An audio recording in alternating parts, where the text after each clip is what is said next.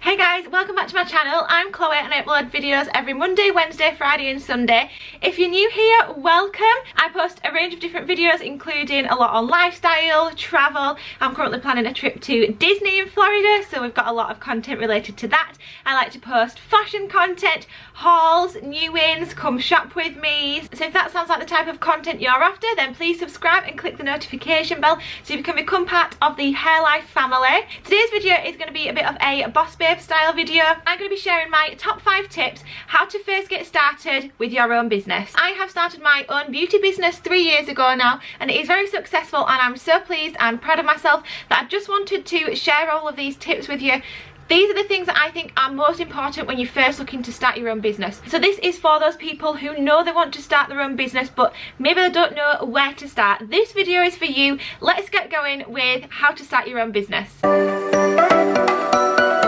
So my first tip is that you need to have an idea. You need to decide what it is that you want to start. So is this a fashion business? Is it a beauty business? Is it completely something off topic, and is it some kind of independent finance company that you're wanting to start? What is it that you want to start? Now sometimes when you think of what you want to start, you think, oh well, I'd really like to be this, but I'm not trained enough or I'm not qualified enough. Do not be afraid of inexperience. I have heard so much that all you need to be is one step ahead. You just need to be one chapter ahead of your journey than the people that you're selling your service to or who you're advising. So as long as you're one step ahead of them, that's all good. You can learn along the way as you go. You will always be more experienced than someone, and those people are the people you're going to want to target. Tip number 2 is to have your why. This is such an important part of starting your own business. So why do you want to start your own business? Is it for the freedom? Is it to have more money? Is it so that you've got more time with your family? You just hate being employed and you want to be your own boss. You like to set your own hours. What is your why? Now this needs to be something really good. It needs to be something that you can stick to. Starting your own business can be hard and it's going to be some unsociable hours sometimes, or you're just not gonna feel motivated sometimes to get up and work that day. You need to have your why so that you can always come back to that. So say you wake up one day, you're like, oh, I really don't want to work today. Why? Why are you doing this? Why are you starting your own business? Why is it so important for you to succeed? Number 3 is that you need to do your research. So you need to know if your business is actually a viable option. So you need to know your client, your consumer, whoever it is that you're offering the service or whatever it is to. Is what you're offering viable? Does it make sense? So for example, if you're selling something to somebody, are the people you targeting, are they going to have the amount of funds that you want to charge them? So really do your market research and pin down who you're targeting and what you're trying to sell to them. You also need to know things like, will it require any startup money? Are you going to need staff?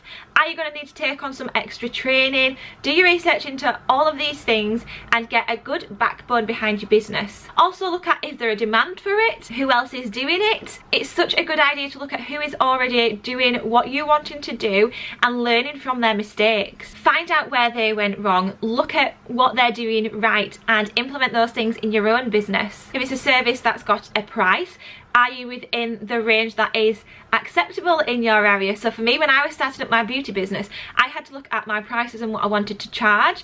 Now I looked at all the different salons and businesses in the area to get a general idea, because for a nail service, you're definitely within a specific window. So you can't charge really low or really high, it's just not going to work out. So then you've got to find in that range what your sweet spot is, but it's really good by looking at the other competitors in the area. And also maybe find yourself a mentor, so whether that's watching some videos on YouTube, if it's someone in business in real life that you want to learn from. You don't have to offer up like time for money, you can offer up your own advice and services. So if you want to learn something from them, they are always going to, no one knows everything, they're going to want to learn something and you're going to have that something that you can offer up for them. So say they want a website redesigning and you're really good at website design, you can say, I want you to help me with this and in return I'm going to give you a free website. Do not be afraid to do that. You don't need to pay for everything when you're starting out. That was kind of a long-winded one, but now we're on to step number 4, which is to start it alongside your current job if possible. But then once you know you're sticking to it, take the leap and go all in. So this is a step that can be quite confusing for a lot of people, because some people say that you need to cut all ties with your last job, go all in, go hard or go home, cut off from your old job so that you're fully committed, you know, you've not got anything to fall back on. And then at the other end of the spectrum, some people will tell you to not leave your current job until your new business takes over the income of your old business. Now, this can be so confusing. It's like, well, what do I do? What's the best advice? And you've got to find out what is best for you, to be honest. There is no right or wrong answer here. Me personally, I think I'm somewhere in the middle of that. So my advice is to start it alongside to start off with, and then as it starts to build momentum and you know that you are going to stick to it, then you need to jump in and leave the other job. It is the case that if you do have that other job to fall back on, you probably won't push as hard for your new business, because you'll be like, oh, it's okay, I've always got this if this doesn't work out. So yeah, that's great at the start when you really don't know if it's going to succeed, but if you really want it to succeed and you try your hardest, you will succeed. So it's just that case of at what point do you take the leap. And like I say, for a lot of people, they want to have some security there. You know, it's kind of ruthless just to quit one thing and start another, but there comes a point where you do have to take that jump. So like I say, there is no straightforward answer, but you're going to want to be somewhere down that middle pathway. And tip number 5 is to make sure you have an accountant or a financial advisor, so they can advise you on the best courses of action. So what to call your business in terms of what type of business you want to register as and set up as. They're going to know the best one for you if you talk to them about what you want to achieve in the future, what you want to get from the business, income, let them know everything, and they will show you what's going to be best for you. It's also really good to have those in place at the start as well, because it means that you're going to avoid any penalties or fines later down the line. Say you've not set up as a business and you're just taking the money in, then when you eventually do set that up as a business, they're going to be like, oh, hang on, you've got like 1 or 2 years taxes that you still need to pay, so then you've got to pay it all at once. So it's so much easier if you just have all of those things set up with straight away. They see it every single day, they know advice to give you. I'm really lucky that I have a financial advisor in my family, so they're able to help me with all of these things, and they put me in touch with an accountant. And yeah, that is such a good deal. And when you're in your own business, you have to deal with all your own taxes and returns and everything like that, and yeah, that is easier when you've got someone helping you out. And then I've got a little extra bonus tip for you as well. So tip number 6 is to just start. Don't spend so long dreaming up about the ideas and planning that you never actually get started. Don't just talk the talk, actually commit to starting your own business. Don't be afraid to push outside of your comfort zones. There's a well-known quote that says we don't achieve new results from our old ways of thinking, or something along those lines, but it literally is so true. You need to push yourself outside of your comfort zone, scare yourself a little bit, start that business you've always wanted to start. Push yourself outside of your comfort zone. If you're going to need extra help, ask for help from your family, whether that's money or if it's childcare, looking after your kids so that you can spend a couple of hours on it. People always want to see you succeed, so just ask them for help. Or if it's putting yourself in front of a camera like this, or for YouTube or Instagram, just film yourself, just do it, just start.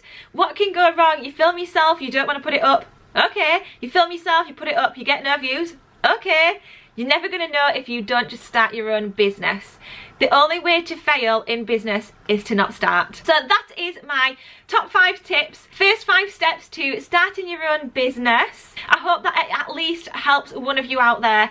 I really, really want to spread the message that you can be anything you want to be. You can achieve anything you want to achieve in life. And I just personally know that starting my own business has given me so much more freedom. And I just want everyone to be able to have the lifestyle that they love and that they want, just like I do. So if it helps one single person, then I'm so happy. So please leave me a comment down below if you're inspired by this video and it's made you want to start your own business and you've done it. You've made that first step, you've decided you're doing it. Please let me know. Please give the video a big thumbs up as well if you've liked this and you would like to see some more boss babe style videos on my channel related to productivity and starting your own business. And I will see you on the next one. Bye!